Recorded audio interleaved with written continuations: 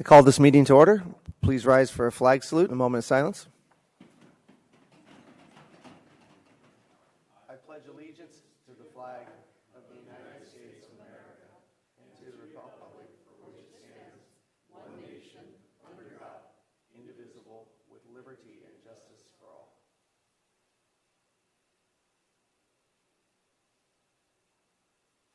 You may be seated. Roll call, please. Okay, Commissioner Moros. Present. Commissioner Pollock-Rood. Present. Commissioner Serco. Present. And Commissioner Sotile. Present. And let the record show that Commissioner Valles is absent. Thank you. Welcome to the El Cajon Planning Commission meeting. This meeting is being live streamed on the City of El Cajon website. Appeals of final decisions of the Planning Commission made this evening must be filed in writing with the City Clerk before 5 p.m. Friday, January 27th, 2023, and must include the payment of a filing fee. If you wish to speak on either a non-agenda or agenda item tonight, please fill out the request to speak card located by the agenda and turn it into the secretary, who will call you up to speak when the agenda item comes up for public comment. We ask us that you give us your name, spelling your last name. Speakers are limited to 3 minutes. The display on the podium, as well as the other monitors in the chambers, will show time counting down. At 30 seconds, the podium clock readout will turn red, signifying that you have 30 seconds until the end of your time. Applicants and individuals representing groups of people may be allowed more time if appropriate. All public hearing comments should be addressed to me as the chair of the commission and not to individual commissioners or to staff members. Please turn off all electronic devices if you had not done so. Pursuant to City Council Resolution 114-79, a commissioner who has received evidence related to a matter before the Planning Commission, other than an unescorted view of the subject property, is required to disclose such information at hearing. At this time, we will take comment from any member of the public on any item of business within the jurisdiction of the Commission that is not on the agenda. Under state law, no action can be taken on items brought forward under public comment, except to refer it to staff for administration or place it on a future agenda. If there's anyone who wishes to address the Commission under public comment, please come forward now. Okay, seeing that there's none, we're going to go ahead and move on to the consent calendar. At this time, a single motion will cover all items on the consent calendar. Does the Commission wish to pull any items? No. No. Staff, do you wish to pull any items? No changes from staff. Great. I move to adopt. I'll second. All right, motion made by Commissioner Sotile, second by Commissioner Serco. Please vote.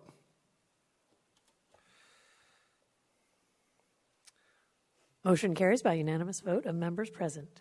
Great, thank you. All right, so we're going to go to our public hearings. The first item under public hearing is agenda item number 2. This is the Charter School Cajon Academy. I hope I said that right. It is a primary charter school, TK through grade 5. It is CEQA exempt, and staff recommendation is approved. Staff. All right, good evening, Commissioners. The first item for your consideration tonight is the charter school submitted by Mannix Architecture on behalf of Cajon Academy. The subject site is on the northeast corner of Granite Hills Drive and Dehesa Road. It's adjacent to single-family development and a vacant parcel to the south. It's currently developed as a religious facility and, as I understand, is currently not being utilized. It's also adjacent to the jurisdictional boundary with the County of San Diego. So this site borders the county to the north and to the south across Dehesa Road. The general plan designation and the zoning district are both low-density residential, and the residential land use table indicates that a CUP would be required for a educational institution use. The existing configuration was approved via CUP conditional use permit number 1296 in 1988. The conditional use permit approved a roughly 15,000 square foot main structure, a 280 square foot accessory structure in the northeast corner of the site, 140 parking spaces, which was beyond what was required at the time, and two 30-foot driveway entries, one of those off of Granite Hills Drive and the other off of Dehesa Road, landscaping and signage. And so the proposed project seeks to repurpose that existing structure and site for a charter school. The proposal would educate, the school would educate up to 249 transitional kindergarten through 5th grade students. Regular instruction would begin at 8 a.m. with teachers arriving at 7 a.m. And staggered student arrival by grade starting at 7:30 a.m. Regular instruction would end at 2:20 p.m., though it should be mentioned that they do have like a shorter day on Mondays, and on Mondays that would be around 1:30 p.m. They are also proposing a staggered release by grade, which would end at approximately 2:40 p.m. Limited after-school instruction is also proposed as late as 6 p.m. The applicant has indicated that they expect roughly 50% of the students would utilize the after-school instruction, and they would be released at various times until 6 p.m. The proposal also includes new vehicle gates and fencing to facilitate the proposed circulation scheme and to kind of create dedicated areas for outdoor play. The proposal notes that there would also be special events which are typical of school use, such as parent-teacher night or a fall festival. And finally, it should be noted that Cajon Academy currently operates transitional kindergarten through 3rd grade charter school of roughly 170 students at 1025 North 2nd Street within the city of El Cajon. So this is the proposed site plan, and again, primary entry and exit from the site would occur at the Granite Hills driveway. The other driveway off of Dehesa Road would remain closed except for by use by emergency personnel. The proposed circulation of the site would be a 2-lane, one-way around the entirety of the site for maximum on-site queuing and drop-off and pickup. Again, the new vehicle gates would shut off what is essentially like the recess time blacktop area on the east side of the property during school hours, and then would reopen for queuing for traffic during pickup. Notably, the former parking area on the east side, again, would remain available should the school need additional spaces for those parent-teacher nights or other events. The plan includes play areas on both the east and west sides of the existing structure, and new wrought iron fencing would secure those areas. This is the proposed floor plan. Essentially, the main hall would be partitioned for additional classrooms. 10 classrooms are proposed, and there are other various improvements, such as improvements to the restrooms to accommodate the new occupancy of the structure. So moving on to the compatibility and proposed conditions. An acoustical study was generated to assess peak time noise, which would be drop-off, pick-up, and those play times during the day. The noise analysis showed that the school would operate below the daytime operating noise limits in both El Cajon Municipal Code and San Diego County standards. It would meet those thresholds by about 3 to 9 decibels, depending on which standard you're using. Ample on-site parking and that 2-lane, one-way traffic drive would facilitate on-site pickup and drop-off, hopefully to eliminate any students being dropped off in neighborhoods or along the main roads there. Conditions address, again, the normal operating hours, which we discussed, the no drop-off pickup from residential streets, and active staff monitoring during those peak times. That parking and the circulation remain as proposed unless planning has reviewed and assessed otherwise. That the cap on students would be 249, transitional kindergarten through 5th grade only, and that there be no exterior PA system, and that the school bell, if there's any, would operate in conformance with our noise standards. And so these were the findings that staff have proposed for a conditional use permit. The general plan encourages interaction between schools, parks, residential development, and major streets and neighborhood for neighborhood focal points. The plan is consistent with applicable development standards of the RS40 zone, and conditions require compliance with additional building and fire codes.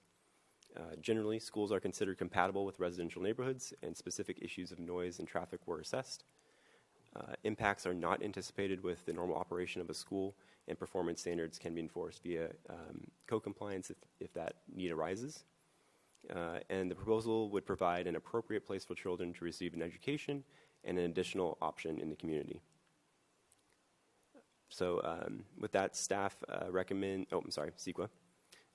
The proposal would be exempt pursuant to sections 15301 for existing structures and 15303 for new construction of the CEQA guidelines, and staff recommend that Planning Commission adopt the next resolutions in order, approving the CEQA exemption and conditional use permit number 2022-0016, subject to conditions. And we're available to answer any questions you have. Great, thank you. Any questions for staff? Yes. Out of curiosity, how many vehicles fit in the queue? I know we did a lot of studies when the In-N-Out over by Parkway Plaza opened, and we created an extra big queue space, and they still overflow. So with a school, it'll be different, but how many vehicles fit in that queue? I'm not quite certain. Take a look, but I don't know what the length of the actual stacking is. If there's a dimension, I could probably tell you off the top of my head. I'm sorry.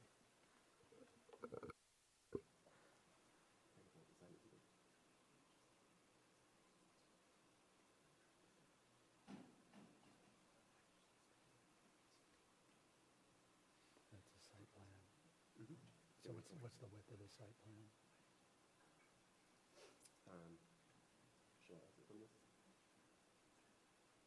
I can't pull it up here. Okay. Here we go. Okay. Yeah, so this whole thing is double stacked all the way around. So that's about, what's the width of this? Be 400, 380, 340, 340, that's 600, 600, 600.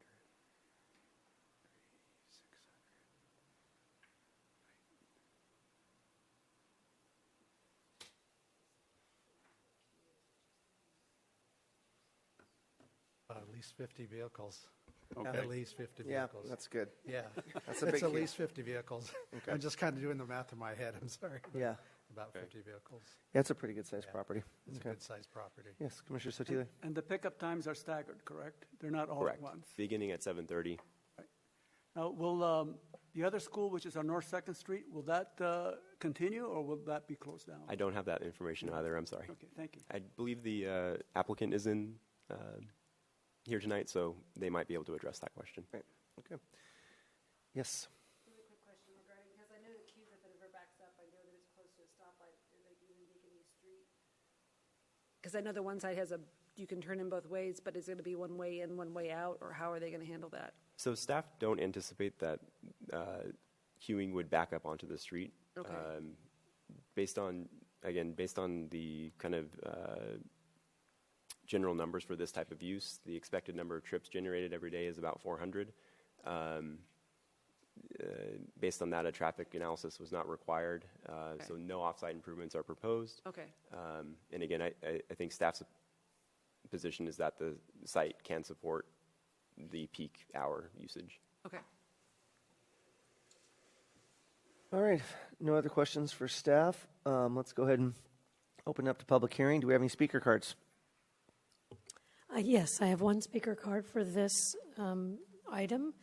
Dan Mannix. Okay.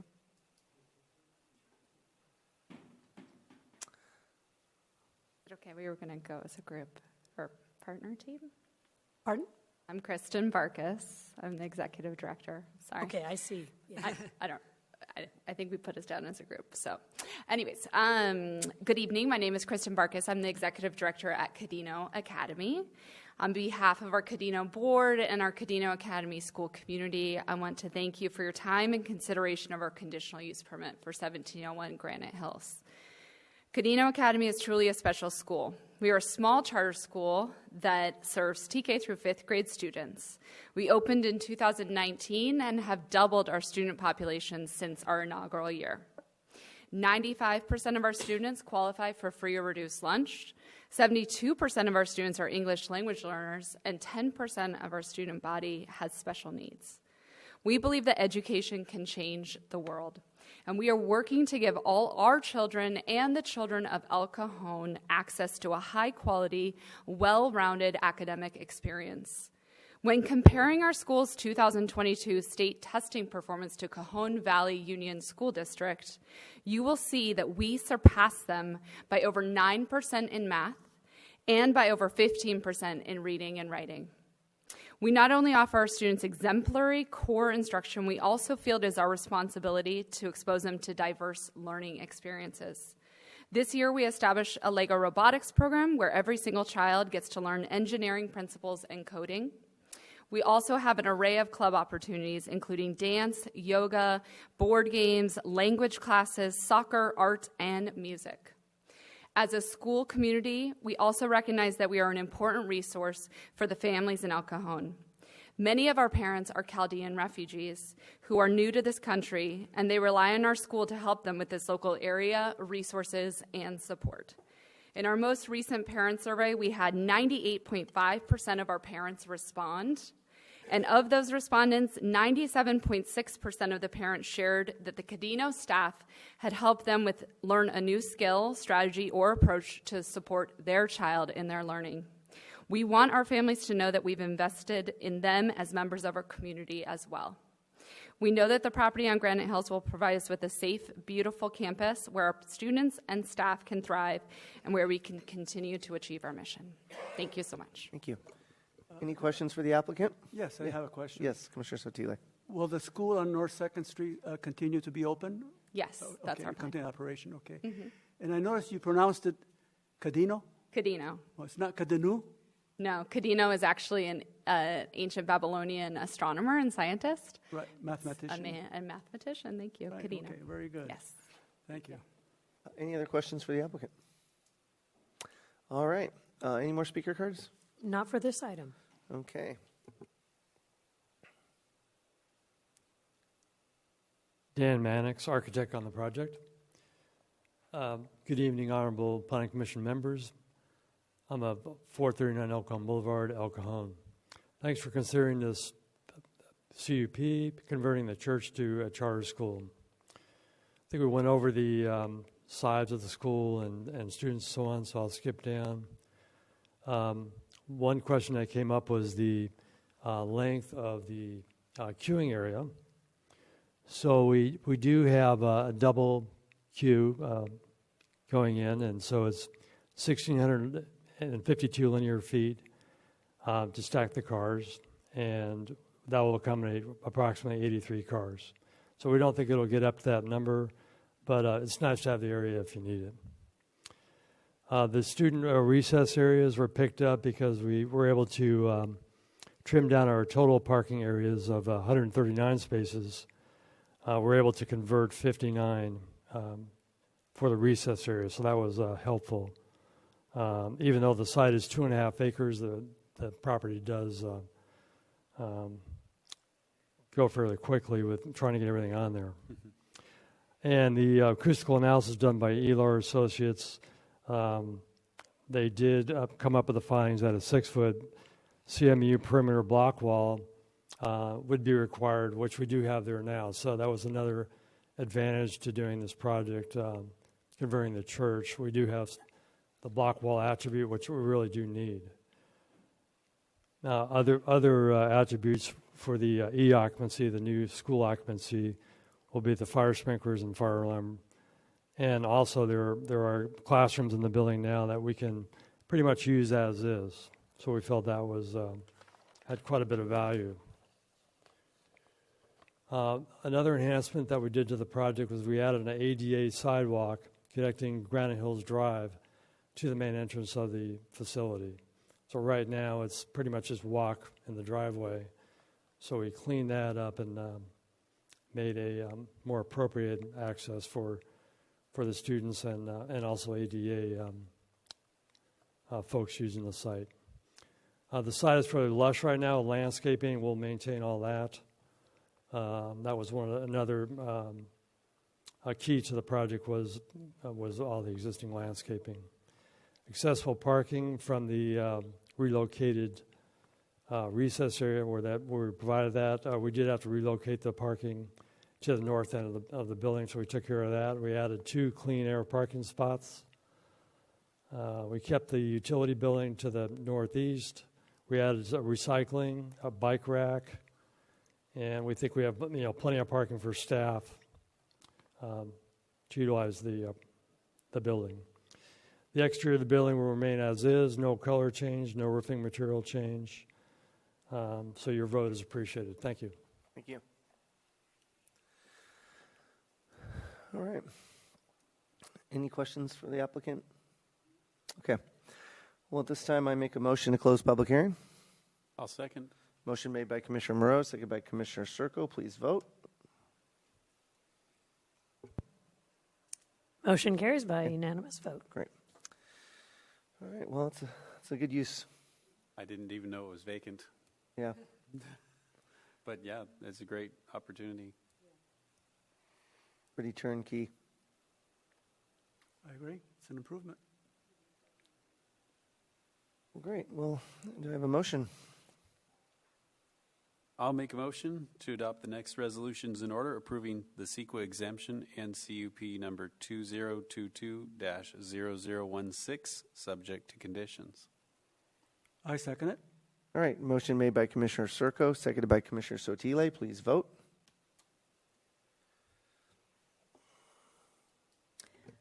Motion carries by unanimous vote.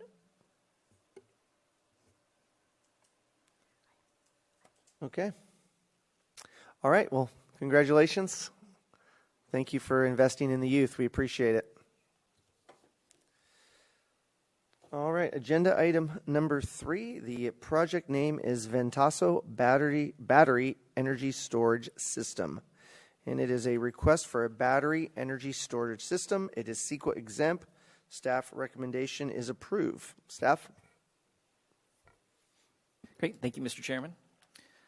So the subject property is addressed as 203 North Johnson Avenue and is an irregularly shaped lot that totals approximately 6 gross acres. Excluding the inaccessible area beyond the drainage channel, the site has an approximate net area of 5.5 acres. The site is previously developed and formerly operated as a manufacturing facility for aerospace components, industrial fasteners, and other products. There are a total of 6 existing primary structures with an approximate gross floor area of 65,000 square feet. Staff did want to note that the project area does exclude the bath fitter store, which is shown in red with an NA on this aerial image. Surrounding the subject site, to the north, there's the Jerome's Furniture Store. To the south is the Literacy First Charter School. To the east, multifamily apartments and developments. And then to the west is the SDG&E substation. So the site plan is shown here. The overall project is a 50-megawatt battery energy storage center.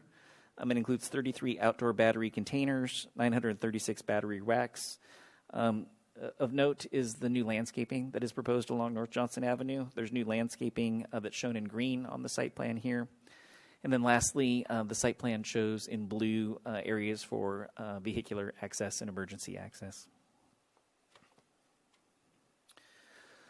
So these are the proposed elevations. Staff would note that the conditions of approval do require that the wrought iron fence be replaced with a masonry wall and a view obscuring gate, and that would apply to both the top elevation and the bottom elevation. That's staff's recommendation to create a uniform appearance across the entirety of North Johnson Avenue and to make sure that all the equipment is essentially screened from the public right-of-way. Staff has discussed this condition with the applicant, and they're in agreement with that as a condition of approval. Although not depicted on the proposed elevation, staff also wanted to note that the additional landscaping along North Johnson Avenue should also contribute towards the screening of the site, and that's obviously not depicted on these proposed elevations. So the general plan designation for the site is light industrial, and the project is consistent with Goal 4 of the general plan, which seeks quality industrial uses, especially with the inclusion of the new landscaping and the masonry screening wall. It will definitely do a lot to improve the appearance of the site from North Johnson Avenue. Staff also wanted to note the safety element. Safety element was approved or updated last year. There are policies in the safety element that seek to create a resilient public infrastructure as a backup battery energy storage system that would be consistent with the safety element and those goals to have more reliable energy sources here in East County. So in order to approve the conditional use permit, the Planning Commission will need to make the findings shown on this slide. The project is consistent with the general plan and zoning and development standards as it relates to the landscaping and parking. The proposed conditions of approval do require the masonry block along North Johnson Avenue and then also along the southerly property line adjacent to the school. And that will ensure compatibility and make sure that the use is not detrimental to surrounding uses. Lastly, the use is in the public convenience as a necessity, again, because it will improve infrastructure resiliency and reliability. Staff did receive 2 public comments. The first was from the adjacent school asking that the masonry wall be extended along the entirety of the southerly property line. That email was received earlier, I should say over the weekend. Copies were distributed on the dais to the Planning Commission. Staff would note that the proposed conditions only require the wall adjacent to the playground, as I just mentioned, and that the Planning Commission may wish to discuss the wall along the southerly property line. The applicant is present and is also aware of the comments from the school and is prepared to address those as well. Great. The second comment was to incorporate additional native plants in the proposed landscaping, and so staff has taken that note, but obviously the landscape ordinance would apply to the final landscape design. So the project does qualify for an exemption from the California Environmental Quality Act, and staff's recommendation is to adopt the next resolutions in order approving the CEQA exemption and the conditional use permit. And that concludes staff's presentation. Happy to answer any questions. Thank you. Any questions for staff? There we go. So you did mention that the north and south property lines are to have masonry block walls. Part of that is for screening, and I assume part of that is for safety. Block walls are very, very harsh walls, and I was wondering if there was a way we could incorporate landscaping to soften those walls, especially on the literacy first side. So just to clarify, the conditions of approval only require the masonry wall along North Johnson Avenue, and so there's no requirement for a masonry wall between Jerome's and the subject site. Okay. And then the condition along the southerly property line is only in the very southeasterly corner of the battery storage site, where there is the playground for the charter school. And so the masonry wall there is only proposed to be adjacent to that area. So as conditioned in the resolution, the landscaping between the property line on North Johnson Avenue and the masonry wall will buffer that wall. Okay. Thank you. I have a question. Yes. The wall, which is bordering literacy first, are children, if the wall doesn't go all the way through, are children able to go to that property, jump the wall or go through the bushes or whatever? Is there a danger of children going there? I would say the condition proposes it only adjacent to the playground. The playground is fenced and presumably monitored by staff while children are playing outside. I wouldn't want to suppose, because children are quite capable of many things. So it's certainly possible that a child could, exit the playground and get into an area that they're not authorized to be in. But from a staff perspective, we were looking at the overall use. So the playground, definitely we want to have a wall there to separate the children from the play area. The remainder of the southerly property line either has buildings or structures that are almost on the property line, and it's also primarily used as access to the site for loading and other purposes. So it's not really used for school activities, and that's why staff structured the conditions of approval as shown in the resolution. Right. Well, I'm just imagining somebody from the school going over there and high voltage and use that as a playground and killing themselves or injuring themselves. I see the concern that Mr. Robinson has on his email. Sure. I do understand it. Yeah, and I'm looking at a street view of it, and it looks like, behind the literacy first building, it looks like an alleyway, but then I also see barbed wire fence. It looks like a little drainage channel, and then barbed wire fence. And then it looks like it ends, and they've got it all fenced in where the play area is as well, correct? Okay. Correct. Great, okay. Perfect. Any other questions for staff? All right, is there any speaker cards? Yes, I have one for Steve Robinson for this. Okay.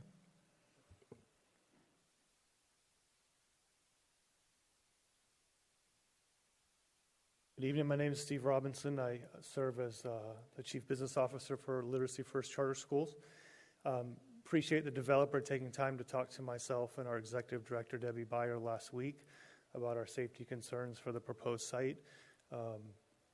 Obviously, our major concerns are the safety of our staff and our students. That the playground area does have an existing masonry wall, and then it all the way to Johnson. From there is a dilapidated chain link fence that is quite porous. When the previous owner moved out, there was a considerable amount of homeless people that were moving in and out of there, which was a significant safety issue for us. That back alleyway that you saw, it doesn't look like students use that, but students use that quite often. We have a mileage club that kids run around the campus. PE goes in and out back there.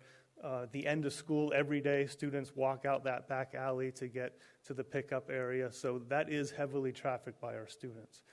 And so that was my request, that we thought a brick wall, a 7-foot brick wall, all the way on the length of our southern property, of our northern property line, 203 North Johnson southern line, would be the safest bet to protect our students. So I'm asking that the Commission make that a condition of the permit. Thank you. Great, thank you. Question for you. Did you had the same conversation, obviously, with the developers, and how did they feel about that? They were committed to putting in at least a fence. They took our comments seriously. They seem very accommodating. They'd be willing to make some type of security fence or wall a condition of the permit. So. Okay, great. Excellent. Thank you. Thank you. So, Mr. Chairman, I do believe that the applicant is present in the audience and would be happy to answer any of those questions. And just to further clarify my comments on the play areas, I think my discussion was intended to be focused on the outdoor play area specifically. So, obviously, the operator for the school is clarifying as the use is operated, but just to clarify that within staff's approach and recommendation. Sure. Great. Is the applicant here? Would you like to come up and address? Yes, hi everyone. My name is Luigi Ciavarella from RWE. I confirm that we had this conversation with the school about the wall, and we are supportive.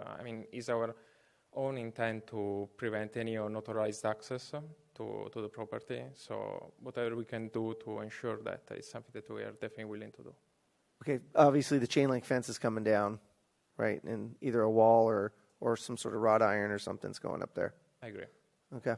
Any questions for the applicant? Yes. I know some time back, a couple of years ago, we approved battery storage in SDG property there across the street for where you're going to be. So are you going to be selling your energy to SDG&E across the street? So we are going to have an off-take contract with most probably one of the utilities in California, and we are discussing with different utilities, one of them being SDG&E. And the ultimate purpose of the asset, regardless the contract, is really to provide resiliency to the local grid and overall to the California system. And also notice that you're going to be transferring the energy through underground wires. will you be breaking up the street, or will it just go under the street without disruption to the traffic? It will be trenched. It will be trenched, the street will be broken up? Correct? Yes, I believe so. Okay. Yep. All right, thank you. Thank you. Thank you. Mr. Chairman, if I can clarify, Yeah. there is a requirement for them to obtain an encroachment permit in order to trench across the street, Sure. so that that will be required. Great. And if we could, Mr. Chairman, if we could ask the speaker just to spell his last name for the record. Yes, please. Yeah, it's CIA, V like Victor, ARELLA.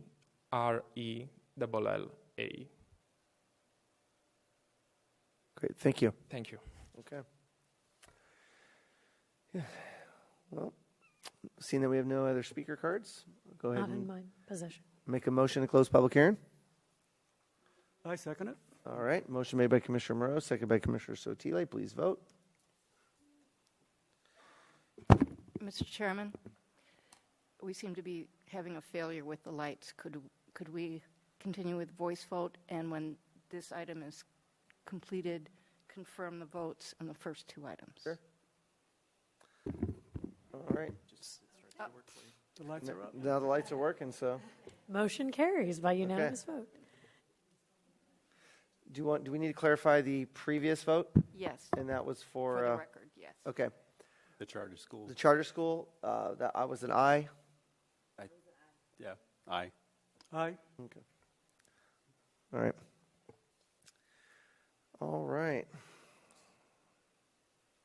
Fellow commissioners. So this is the second battery storage system that we've seen come before the Planning Commission. There was one proposed for the back end of the Elkhorn Transitional Living Center, I believe. Out of curiosity, not connected to this, but is that still moving? Yes, staff has been working with the applicant for that project. They have revised their design on the batteries a few times and have gone through a substantial conformance review process. They also had some issues with providing fire department access to the site. So we're still continuing to work with them on that site. Okay. And additionally, there was the battery storage that's across the street from the subject site that we're talking about tonight. That battery storage has not moved forward into building permits. They've been in contact with myself, asking about opportunities for grants and doing extensions and so forth. But we haven't been provided notice that that project is moving forward. Okay, so as of right now, we still have no battery storage for Elkhorn. Okay. Thanks for clarifying that. Well, I'm hoping that this one makes it, because that's a lot of batteries. That's a lot of backup stored energy for our grid overall. What about the SDA-G&E that we approved, battery storage in that property? Just said it hasn't happened yet. It hasn't happened yet. Oh, okay. That was a couple of years ago, wasn't it? Correct. Yeah, okay. Okay. Well, So right now we've got a peaker plant. yeah, right. Well, I would not be adverse to having a wall in the length of where the Literary's first school is, because, you know, kids see things and they start churning in their heads. Temptation is there. They see a chain link fence. They see what's going on over there. The temptation is to go there.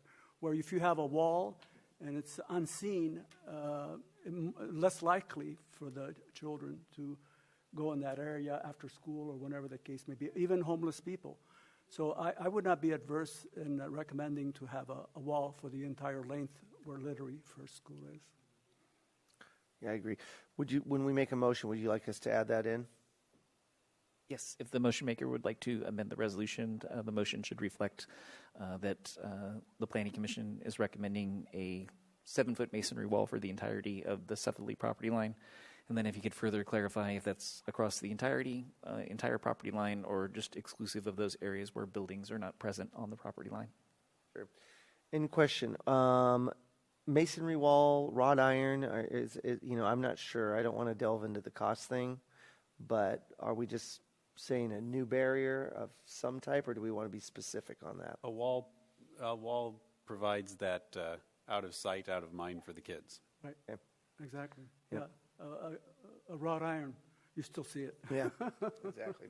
If you're skinny enough, you can get through it. If you're skinny enough. Or talented enough, you can climb it. Yeah. All right, well, do we have a motion? I Anyone want to will- take a crack at it? I'll make the motion to adopt the next resolutions in order, approving the CEQA exemption and CUP number 2022-0015, subject to conditions, with the addendum that the Planning Commission feels the southern property line should have a 7-foot masonry wall. I second it. All right, motion made by Commissioner Circo, seconded by Commissioner Sotile. Please vote. Motion Okay. carries by unanimous vote. There you go. All right. Hopefully, we'll see this one come to fruition. Yeah. Yeah. All right. All right. The next item on the agenda is the East County Crematorium.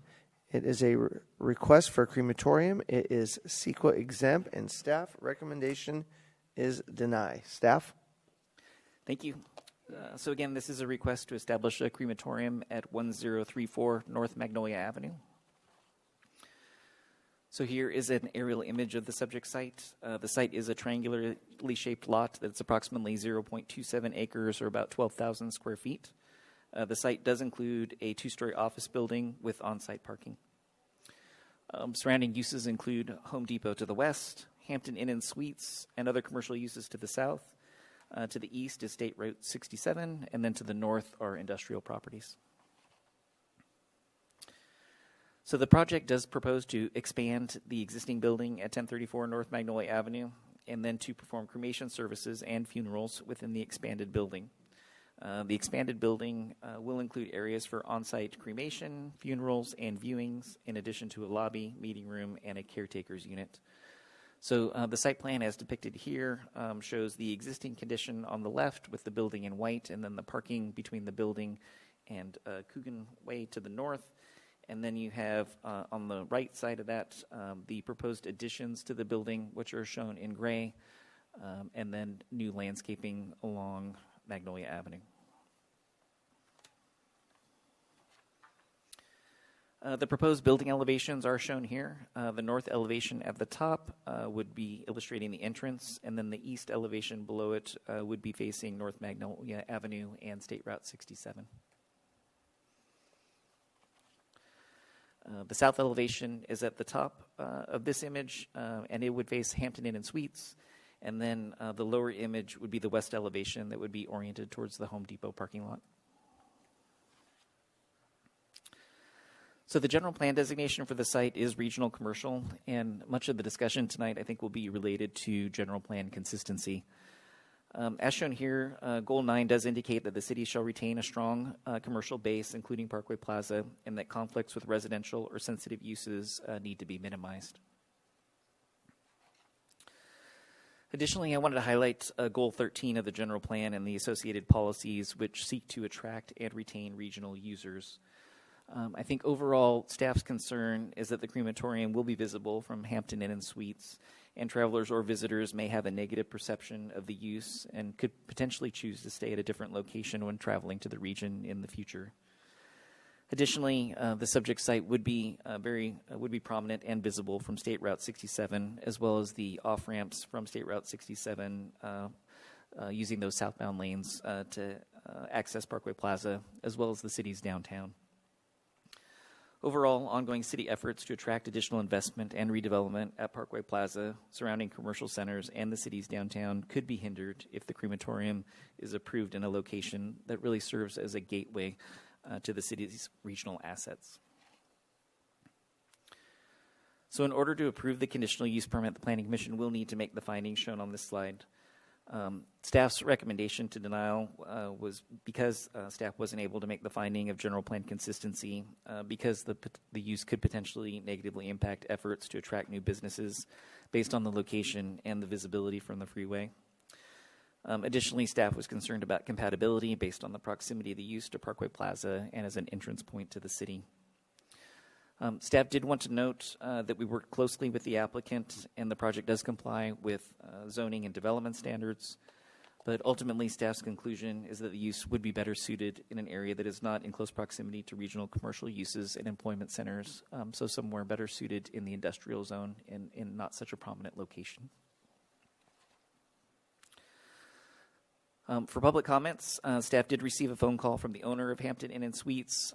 During the phone call, he expressed opposition to the request, but didn't provide any written documentation. Staff did receive a letter from the property owner of the strip commercial mall that includes the Urbane Cafe and Dave's Hot Chicken. In that letter that's attached to the staff report, they indicate that they believe the presence of the crematorium would impede their ability to attract high-quality tenants to the area. The project does qualify for an exemption from CEQA, and staff's recommendation is to adopt the next resolution in order denying the conditional use permit due to the compatibility issues that staff described, as well as those general plan goals. That concludes staff's presentation. Happy to answer any questions. Great, thank you. Yes. Insofar as signage is concerned, what type of a sign were they intending to put on the building? The applicants present in the audience, from the drawings that have been presented to staff, they only have building wall signage at this point, but as a regional commercially zoned property, they would qualify for a pole sign and a monument sign. Would the funerals be performed there on the premises? Yes. Any other questions for staff? Okay. Mr. Chairman, if I may clarify one thing just on the funeral question. The one nuance in this discussion is that the funeral parlor is a permitted use in the regional commercial zone. It's the crematorium aspect of the request that elevates it to a conditional use permit. So it's really only the burning of human remains that requires the conditional use permit. So if the applicant came forward and proposed just a funeral parlor, that would be permitted by right. What about parking? So parking overall is based on similar uses in the zoning code, and so we worked with the applicant. Originally, they had proposed some office space on the second floor. They modified that to be a caretaker's unit, and then they modified some of their interior design so that they would have sufficient on-site parking based on their lobby, small meeting room, and then the area of observation. Okay. Great. And regarding funeral processions and things of that sort, since the body's being cremated, there wouldn't be any funeral processions at all with, say, motorcycles or motorcades or anything like that? I mean, it's certainly reasonable to assume that that would occur, within the public right-of-way. Those types of activities would be allowed to occur just because those individuals have the ability to access the public street. But overall, as a funeral parlor, as a permitted use, there would be no regulation of that by the city. Thank you. Great, thank you. Well, if there's no more questions for staff, I'd like to go ahead and open it up to public hearing. Do we have some speaker cards? Yes, we do. Okay. First one I have is Michael Aguilar.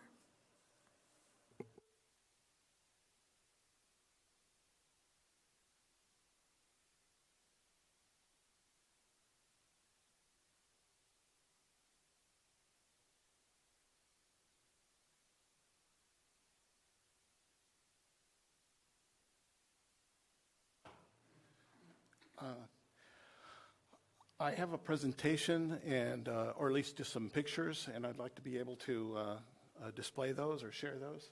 Is that possible? Let me see. Have you worked anything out with our technician there? We can see what we can do. Great.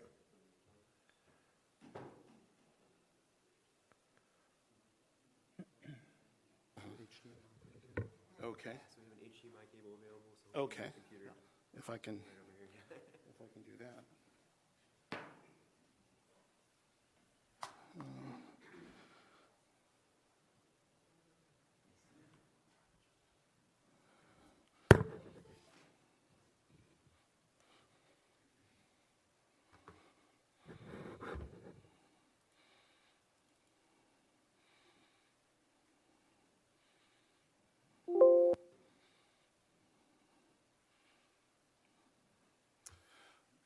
So, okay, I'm good to stow. My name is Mike Aguilar.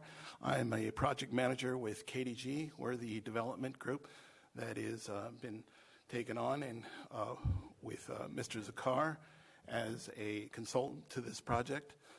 We submitted as the application, and I'm here to present a few issues with regards to the report that the city staff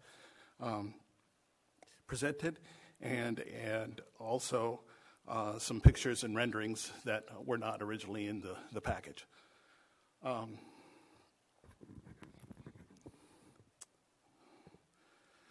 Thank you first for the opportunity to speak to you here. I'm going to go through a few items, like I said, that were in the staff report. Also show other developments throughout the county of San Diego. And then after myself, we'll have both the manufacturer of the crematorium equipment and Mr. Zakar himself and other supporters, I believe. So as I start here, one of the items that were mentioned in the report was that there was 13 crematoriums within San Diego County.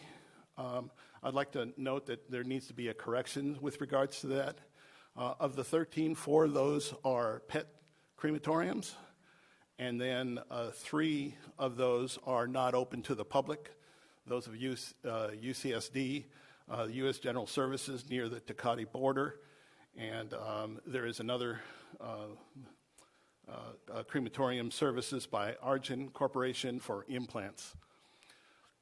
So the remaining 6 crematoriums throughout San Diego County are currently serving approximately over 3 million people within the county. And of those, we have AAA cremations, cremation services. AAA is in National City, cremation services in Vista, and Cypress View Crematories in San Diego, Eternal Hills Crematory Associations in Oceanside, and Greenwood Memorial Park in San Diego, and La Vista Memorial Park, also in National City, very close to the Greenwood Memorial Park area. And so currently the closest to the city of El Cajon would be the Greenwood and La Vista Memorial area for the residents of the city of El Cajon to have their loved ones cremated. And so as it is, like I said, we have over 3 million people in San Diego County and only 6. How that compares to other counties, there's quite a bit more crematoriums per capita in both LA County, Orange County, Riverside County, and San Bernardino County. Staff had mentioned that there were issues with regards to the general plan and the specific plan, and with regards to potential hindrance of development within the proposed area. So I'd like to talk about that with regards to these existing 6 crematoriums within the county and the development associated around those since they came in service. Great. And then your time's expired. I'd like to give you some more time. How much time do you need for your presentation, you think, so we can set the clock? 5 minutes? Sounds good. Okay.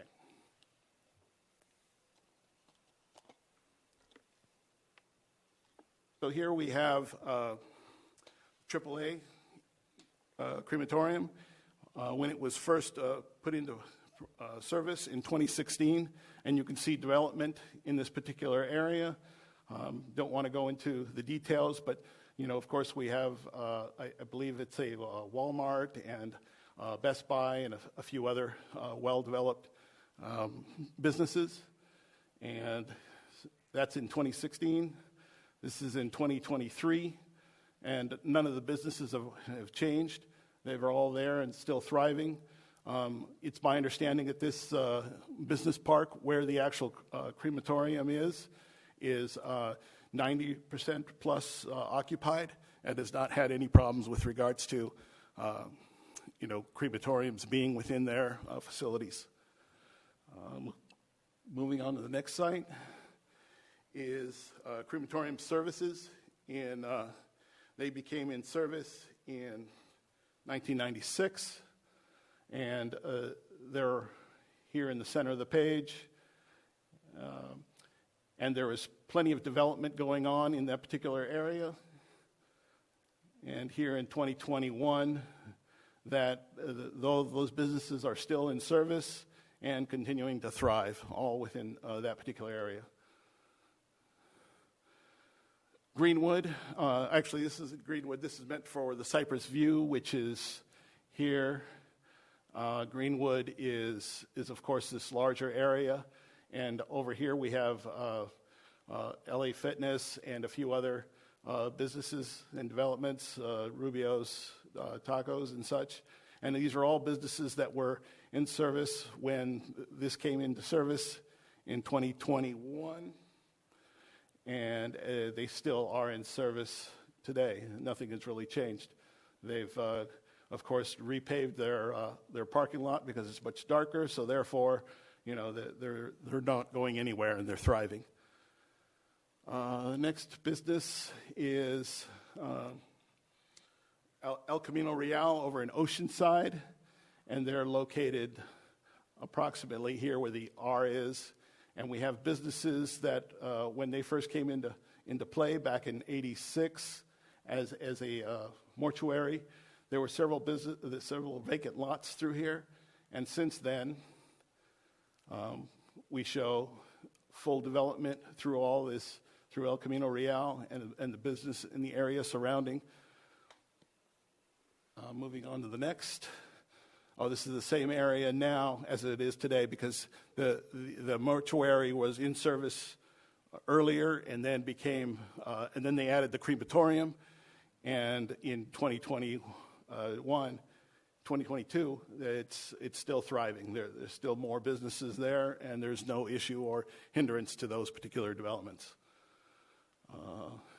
Moving on to Imperial Avenue. This is the Greenwood, basically. When it came into service back in 48. The earliest I can get was 53. That was prior to the development that occurred here along that side. That's that large development that you saw in the previous screen here. And of course, this is when in 2004 is when the crematorium went into service at Greenwood. And we have, of course, the development that is in place here. And I think as I showed you in the other screen for the other crematorium that's in general area, continues to thrive, this business. Moving on to the next one. This is La Vista Memorial. And this just shows the compatibility with this crematorium being within a residential area. Of course, back in this time in 2021, they continue to, not be an issue or a threat to development. There's the houses here have all stayed. There's no change or removal or moving out of houses. Moving on to the next item that I wanted to discuss and showing how different renderings that weren't in the original package is just what this would look like from Coogan Way. That's from the north of the property, looking south. And then we have mentioned from Highway 67, looking over towards the west, what the property would look like. Of course, there's no signs. There's mentioned of the wall sign on the side. If I may, it's another view. A view from the backside. I want to hurry up here. I know my time is close to being out here. There was another view that I had that noted if you don't mind going back to the last one, the one that had the sign on the side of the building, which is there. I know one of the commissioners had mentioned what it would look like. So it's similar to what we're proposing. And last but not least, I wanted to mention that I know this area has been a problem with homeless. My previous job was with the County of San Diego as a project manager for over 10 years, and so I'm aware of the project, the issues with homeless, especially under the Greenfield Bridge. As you know, about 2 years ago, we had a project to put in fencing around that, and I know the city also had a project along Magnolia just north of here, eliminating sidewalk as well. So as it stands, there's been a homeless problem through here, but having this project moving forward and developed would allow for, would basically keep the homeless out. There'd be somebody occupied here, and we appreciate your vote for this. Thank you. Any questions? Thank you for those renderings. That kind of gave us a little bit more perspective on the building. I appreciate that. All right. All right, thank you. Next speaker card. The Ernie Cassort.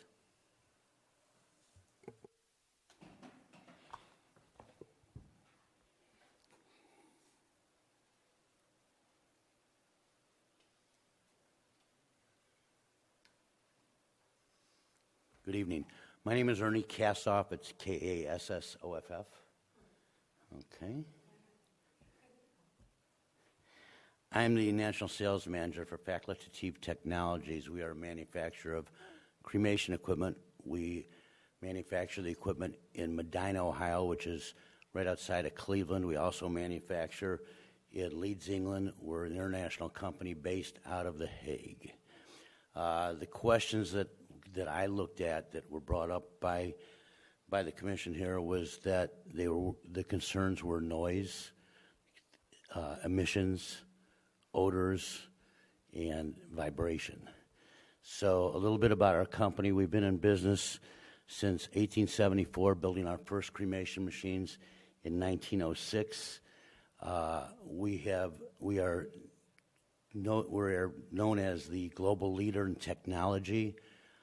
We build a cremator, not a modified incinerator. I noticed one of the things in your package, you said cremator/incinerator. We do not make an incinerator. Incinerator is for garbage. So keep that in mind. As far as we'll talk about smoke, our machine is built with oxygen sensing systems. It's very, very highly controlled.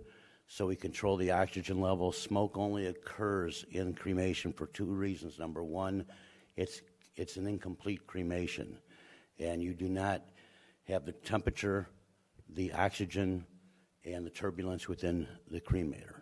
So you'd only get smoke if you get below 3%.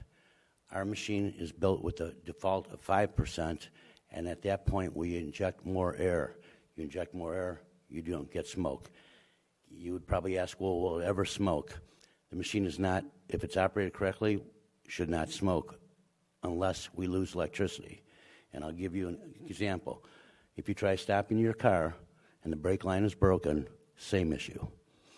So that's the simplest. As far as odors, we've been tested by various odor testing companies, and we've come in massively below any other manufacturer in the world. Never had an issue with odors. Basically, and I saw the people from the Hampton Inn, and I can tell you that I am a Hilton Diamond Honors. I spend about 250 nights in Hilton properties, including Hampton Inns, and they're not going to even know that it's there. With our cremation system, there's no smoke, there's no odor, there's no noise. The decibel level from the machine is less than 65 dB within 3 feet of the machine. So you would never hear any noise. As far as vibration, there's no vibration. The only moving parts in it are a couple of electric motors and a burner. So if you have any questions, I can, it's technology. Our technology is about 20 years ahead of any other manufacturer in North America. Great. Thank you. Yes? I have a question. Sure. What about pollution? Pollution controls, okay, so we are mandated by not only the national EPA, but by the state of California.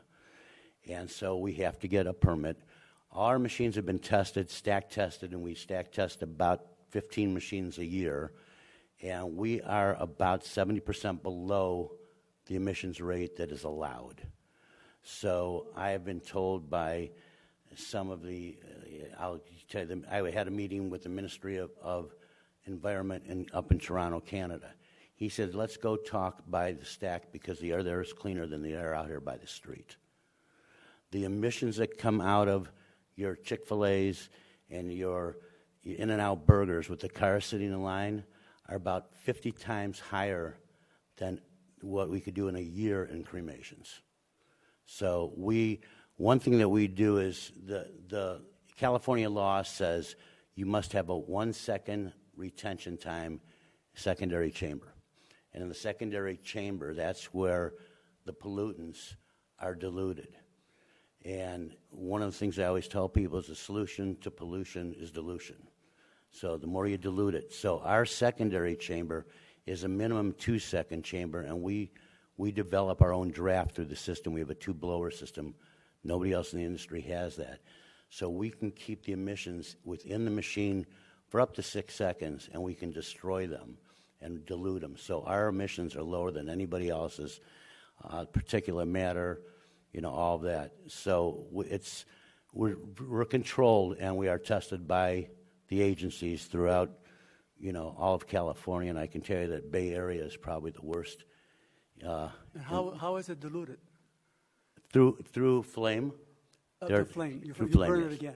You're reburning them in the secondary chamber. You have to have like a secondary catalytic chamber. converter or something of that sort. I'm sorry? Like a catalytic converter. Same idea, yes. Same idea, okay. Yeah, so it's very, very clean. Yeah. Another question for you is, I think this might be a wise tale, that when a cremation occurs, sometimes there are whole bones left over? Okay, so if a cremation is done properly, I'll give you so we know cremation started in BC because when they dug up all these artifacts, they found burnt bones. So they know that was from cremation. They also know that there was DNA because they could carbon test what year it came from, right. Basically. If a cremation is done right, there is no DNA, there's no carbon left. So there's no bones left? There's no bones. What it is remains. There's small bone pieces that are there, and they're taken out of the machine, they're cooled, and they're put into what they call a processing system where they are ground up into almost like the size of kitty litter. And that's what's returned to the family to be either put into a cemetery or taken home in an urn or whatever they want to do with the remains. Okay, thank you for the information. I appreciate it. Yeah. Any other questions? Yes. I think a few years back, I asked someone a similar question. What is the fail-safe on your machine? What do you mean by the fail-safe? Say something goes wrong. It doesn't completely combust. If it doesn't completely combust, the machine will go into a safety mode. I mean, it's the same thing what happens if the computer goes out on your car. What do you do? It does have manual overrides on it, so we do have manual, but the machine is totally controlled with PLC controls and a computer system. And, it's something that, we've got over 250 machines throughout the U.S. We have over 6,000 in Europe. We've been in the U.S. since 2006, and we've got about 45 machines in California, throughout California. We have never had an EPA report filed against us for smoke or odors. It's just a very clean and very technically advanced machines. I mean, we own and operate our own crematories in Europe. We own 7 crematories. Everything is done there. We tested a new material refractory for the interior of the machines. We started that in 2006. We introduced it to the U.S. this past February.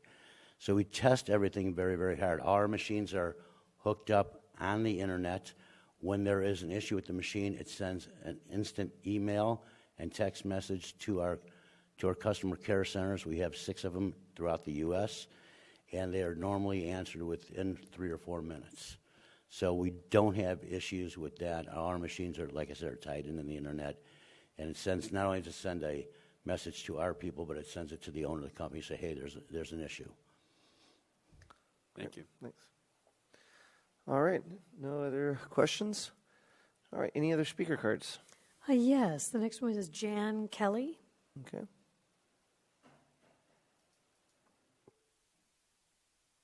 Not quite so tall. Hi, my name is Jan Kelly. I'm the Human Resource Manager at Foothills Christian Church. I'm also a past crisis team manager for the trauma intervention programs. The only reason I told you about Foothills is because I have a story for you at the end if I have time. But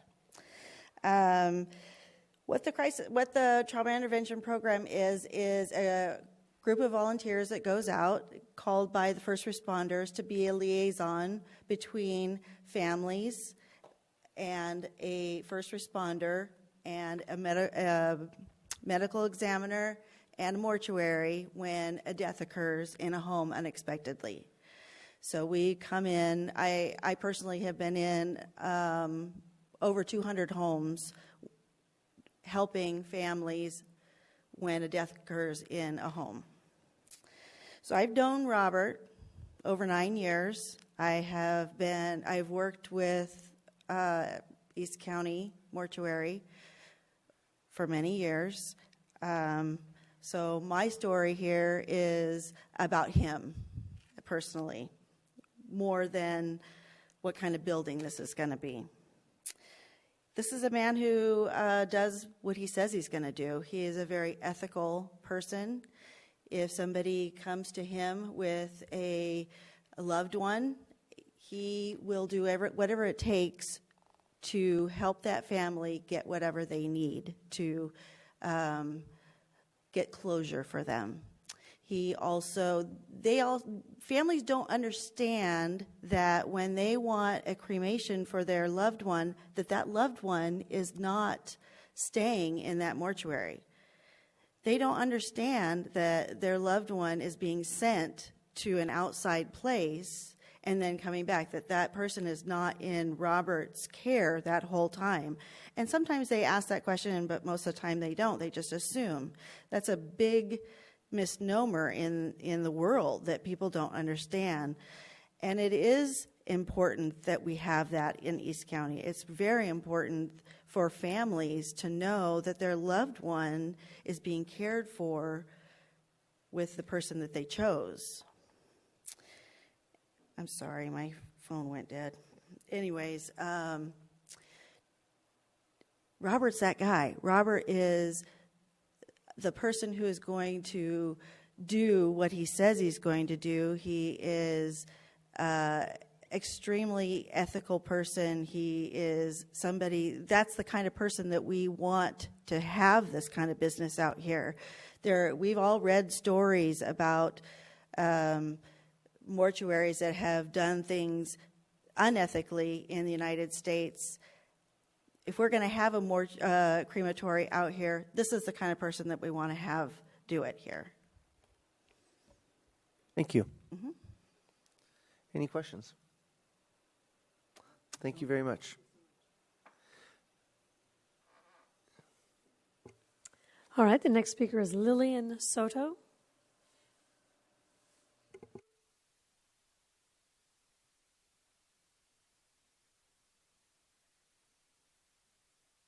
Good evening. My name is Lillian Soto, and I live in Chula Vista. My family and I have used East County Mortuary on 2 separate occasions, back in 2019 when my mother passed, and again last year when my father passed in September. When my mother passed, we researched mortuaries online and got recommendations of friends that led us to East County Mortuary. At the time, I wasn't aware that they did not have a crematory on site. I've never had to plan a service before my mother's passing, and so I didn't even think to ask. I mean, you don't know what you don't know.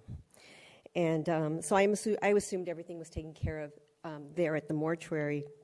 And looking back, I'm glad I didn't know, because I would have been more of a mess than I was at that time. Knowing that, my mother's body wasn't where I thought it was going to be, and was being moved around.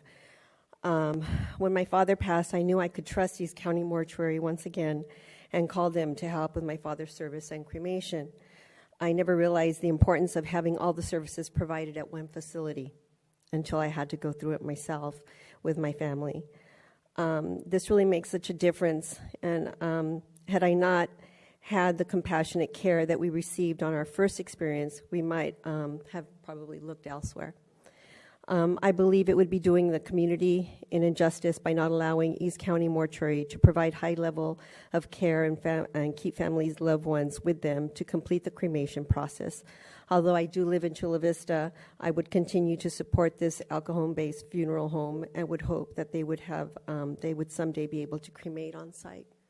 Thank you so much for your time. Thank you.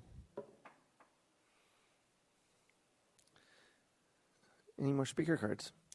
Yes, Jonathan Jaboro.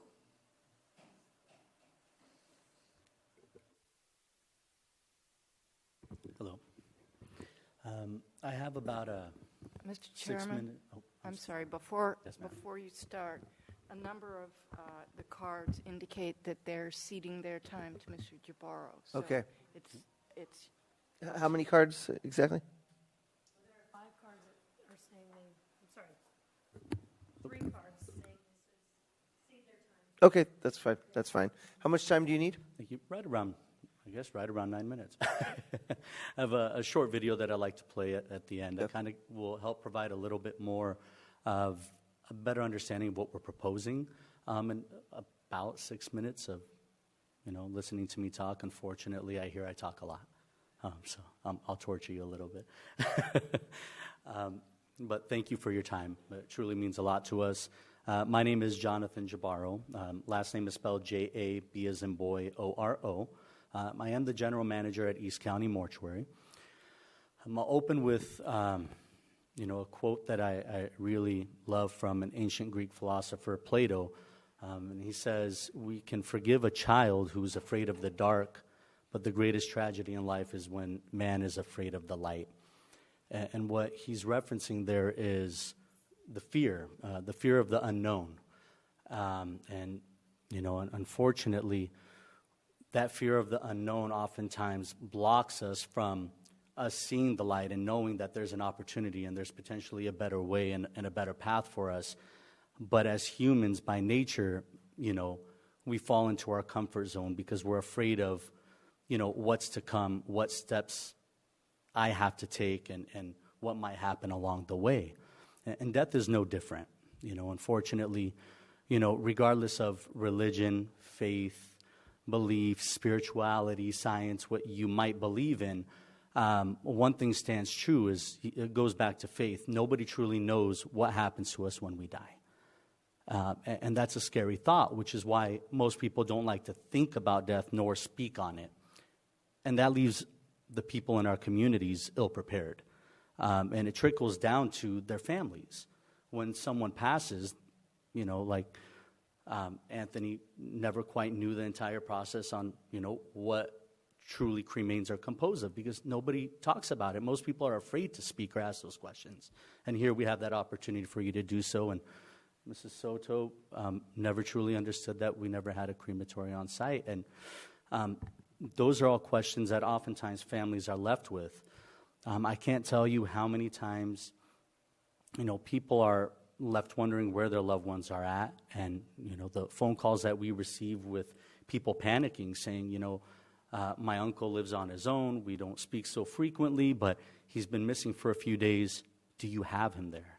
And I can only imagine how many other funeral homes they might have called. So we take the time to be a resource and help guide families and say, hey, well, have you tried calling the medical examiner's office? We all watch movies, and oftentimes we think that the coroner's always involved because you always see the coroner's bus in the movies, but that's not the case, right? If we die in a hospital, the funeral home's contacted. If not, then, there's some sort of accident, then oftentimes the medical examiner's there. And I spend a lot of time hosting educational seminars for the community just so that people know, what you should be doing next. If I wasn't in this industry or had my own experience with my father and I were to pass away, my wife would be a perfect example. She'd probably call her sister, and her sister wouldn't know what to do because she's never planned a funeral, and so it's like the blind leading the blind. And it's unfortunate that people aren't educated and don't truly know what's to come. One thing we do at East County Mortuary is we really give back to the community in a lot of different ways where we help our local hospitals, with overflow situations. When folks pass away, the hospital morgues, fill up relatively quickly. And when more people pass away, they're left in the rooms. And families don't know who to call. They may have never used a funeral home before in the past. And so their loved ones are left in the hospital morgue. That can take days. And the hospital will call on us and say, hey, can you help? And of course, our answer is always yes. And we want to give every family's loved one a dignified place to stay until, the family can decide on what direction they want to move in, and no cost to the families. It's just something we want to do because it's the right thing to do. Now, the hospitals notify the family, and when we're their first contact, oftentimes they go, when the hospital told us you were going to pick them up, we weren't very pleased. We don't know you. We didn't choose you. We don't want our loved one to be disturbed. We don't want them to be moved around. And from a larger scope of things, if we've never gone through it, we might not think how important that is. But when emotions are at an all-time high and you lose someone you love, every detail matters.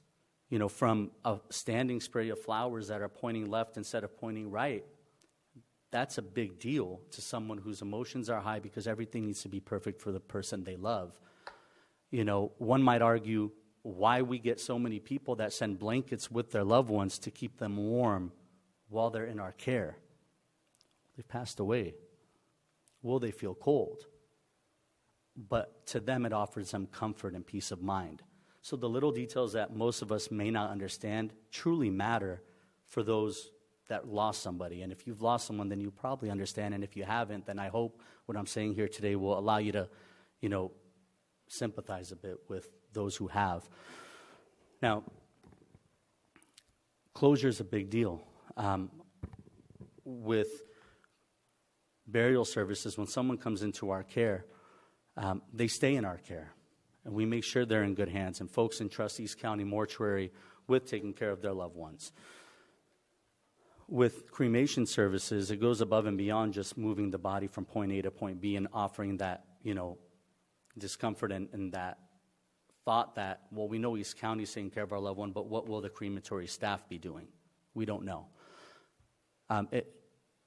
We've evolved as a community from direct cremations where folks want to have that 5 to 10 minutes to say their final goodbyes. We call that an ID view, where you're able to come in, and usually it's in groups of no more than 5, 10 people, maybe with brothers, sisters, sometimes a grandparent, aunt or uncle.